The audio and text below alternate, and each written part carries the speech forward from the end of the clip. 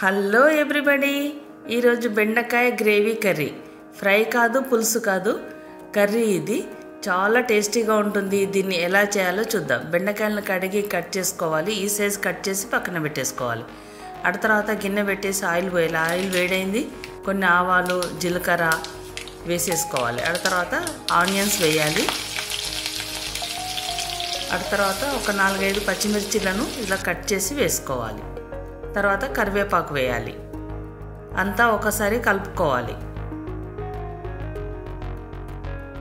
కొంచెం 4-5 వెల్లుల్లి రెబ్బల్ని కచ్చా పచ్చాగా దంచి వేసుకోవాలి. తర్వాత పసుపు వేయాలి. అంతా ఒకసారి కలుపుకోవాలి. ఈ కర్రీ చాలా టేస్టీగా ఉంటుంది.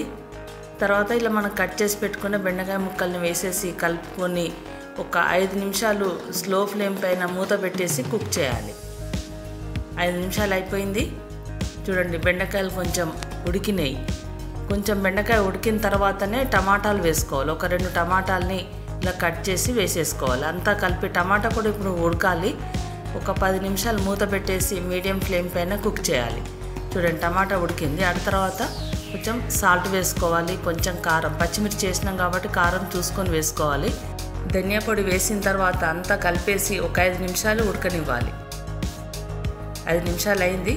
ఆల్రెడీ టమాటా, బెండకాయ అంతా కుక్ అయిపోయింది. కొంచెం జీలకర్ర వేసేసి 1 కప్పు వాటర్ పోసి కలుపుకొని మూత పెట్టేసి ఇంకొక 5 నిమిషాలు ఉడకనివ్వాలి.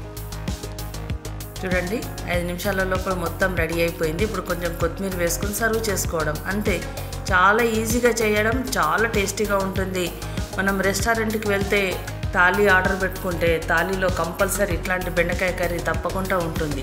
ఈ కర్రీ చాలా టేస్టీగా ఉంటుంది. చపాతీకి, రైస్కి, దేనికైనా బాగుంటుంది. వట్టి కర్రీ తినేయాలనిపిస్తుంది, అంత టేస్టీగా ఉంటుంది. తప్పకుండా మీరు ఒకసారి చేయండి, తినండి, ఎంజాయ్ చేయండి. ఈ వీడియో నచ్చితే లైక్ చేయండి, షేర్ చేయండి, సబ్స్క్రైబ్ చేయడం మాత్రం మర్చిపోకండి. Thank you.